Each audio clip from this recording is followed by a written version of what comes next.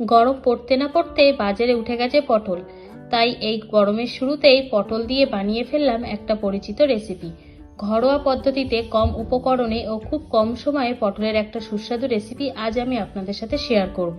নমস্কার বন্ধুরা, ভাই বোনের হেসেল ঘরে সবাইকে স্বাগত। আজ আমি বানাবো পোস্ত পটল। ভিডিওটিকেও স্কিপ করবেন না, পুরো ভিডিওটি দেখার জন্য অনুরোধ রইল। আজকের রেসিপির জন্য আমি এখানে 7 পিস পটল নিয়েছি। পটলগুলো হালকা হালকা করে খোসা ছাড়িয়ে ভালোভাবে ধুয়ে নিয়েছি। এবার এই পটলের একটা করে মাথায় আমি হালকা করে একটু চিড়ে দেব, যাতে মশলাটা ভালোভাবে ঢুকে যায় এর ভিতরে। আর নিয়েছি 1.5 চামচ পোস্ত, 1 চামচ চারমগজ আর 3 থেকে 4টে কাজু বাদাম ভেঙে নিয়েছি। 1 ইঞ্চি আদাকে স্লাইস করে কেটে নিয়েছি, 5টা কাঁচা লঙ্কা আর একটা বড় মাপের টমেটো কুচি। প্রথমে আমি এই মশলাগুলোর একটা পেস্ট বানিয়ে নেব। মশলাগুলো আমার সব পেস্ট করা হয়ে গেছে, এবার আমি রান্নাটা শুরু করব। গ্যাসে কড়াই বসিয়ে দিয়েছি, কড়াইটা গরম হয়ে গেছে। এখন আমি এর মধ্যে দিয়ে দেবো 3 চামচ মতো সর্ষের তেল। তেলটা হালকা গরম হয়ে গেছে, এখন আমি পটলগুলো ভেজে নেব। পটলগুলো দিয়ে দিলাম তেলে। এই পটলের মধ্যে দিয়ে দেব 1/4 চামচ লবণ, চামচ হলুদ গুঁড়ো।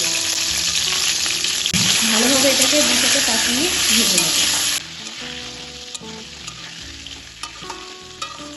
পটলগুলো 5 মিনিট মতো ভেজে নিয়েছি। এবার আমি এগুলো তেল থেকে তুলে নিলাম। এবার এই তেলের মধ্যেই আমি ফোড়ন দিয়ে দেবো 1 চামচ কালো জিরে, 2টো শুকনো লঙ্কা আর গোটা গরম মশলা, দারচিনি, এলাচ ও লবঙ্গ। ফোড়নটা তেলের সাথে একটু নাড়াচাড়া করে নেব। ফোড়নটা থেকে সুন্দর একটা গন্ধ বেরিয়েছে। এবার আমি এর মধ্যে দিয়ে দিলাম আদা টমেটো পেস্ট। আদা ও টমেটো পেস্টটাও ভালোভাবে তেলের সাথে নাড়াচাড়া করে নেব, যেন কাঁচা ভাবটা না থাকে। মশলাটা 3 মিনিট মতো তেলে নাড়াচাড়া করেছি, কাঁচা ভাবটা চলে গেছে। এখন আমি এর মধ্যে অ্যাড করব কিছু গুঁড়ো মশলা। 1/2 চামচ হলুদ গুঁড়ো, 1/4 চামচ ধনে গুঁড়ো, 1/4 চামচ জিরে গুঁড়ো, 1/4 চামচ গোলমরিচ গুঁড়ো, 1/2 চামচ লবণ। মশলাটা ভালোভাবে তেলের সাথে কষিয়ে নেব।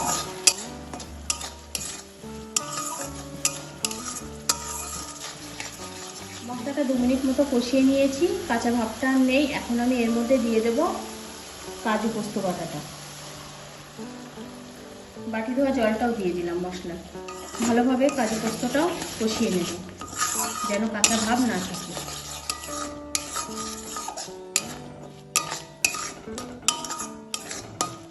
কাজু পোস্তটাও 2 মিনিট মতো তেলে কষিয়ে নিয়েছি। দেখুন তেল সেপারেট হতে শুরু করেছে। এবার আমি এর মধ্যে দিয়ে দেব ভেজে রাখা পটলগুলো।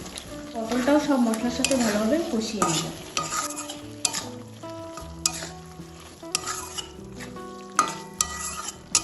সবকিছু কষানোর সময় গ্যাসটাকে অবশ্যই মিডিয়াম টু লোতে রাখবেন, কারণ না হলে মশলা কিন্তু পুড়ে যেতে পারে।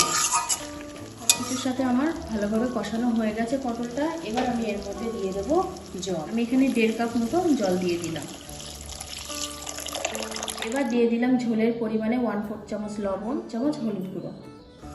সবকিছু ভালোভাবে মিশিয়ে নেব। এবার আমি এটা ঢাকা দিয়ে দিলাম। 7 মিনিটের জন্য রান্না হতে দেব। 5 মিনিট হয়ে গেছে, আমি এবার ঢাকাটা একবার তুলব, একবার হালকা হাতে নেড়ে দেব। গ্রেভিটা কিন্তু অনেকটাই ঘন হয়ে গেছে। এবার আমি এর মধ্যে দিয়ে দেবো 2টো কাঁচা লঙ্কা চেরা, কিছুটা ধনেপাতা কুচি। ভালোভাবে এটা মিশিয়ে নেব। আবারও 2 মিনিটের জন্য ঢাকা দিয়ে দিলাম। 2 মিনিট পর আমি ঢাকাটা আবার খুললাম। এবার এর মধ্যে দিয়ে দেবো কয়েক দানা চিনি, স্বাদটাকে ব্যালেন্স করার জন্য। দিয়ে দেবো 1 চামচ মতো ফ্রেশ ক্রিম, এটা অপশনাল। আর দিয়ে দিলাম 1/4 চামচ গরম মশলা গুঁড়ো। সব কিছু ভালোভাবে মিশিয়ে নেব।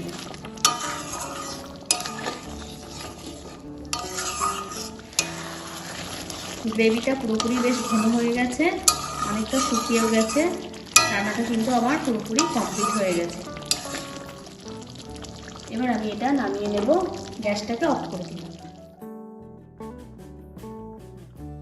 আজকের রেসিপিটা তাহলে এই পর্যন্ত। যে সকল নতুন বন্ধু আমার ইউটিউব চ্যানেল থেকে দেখছেন তারা অবশ্যই চ্যানেলটিকে সাবস্ক্রাইব করে দেবেন। আর যে সকল বন্ধুরা ফেসবুক থেকে দেখছেন তারা অবশ্যই ফেসবুক পেজটিকে ফলো করে দেবেন। আজ তাহলে এই পর্যন্ত, দেখা হচ্ছে পরের কোনো নতুন রেসিপিতে।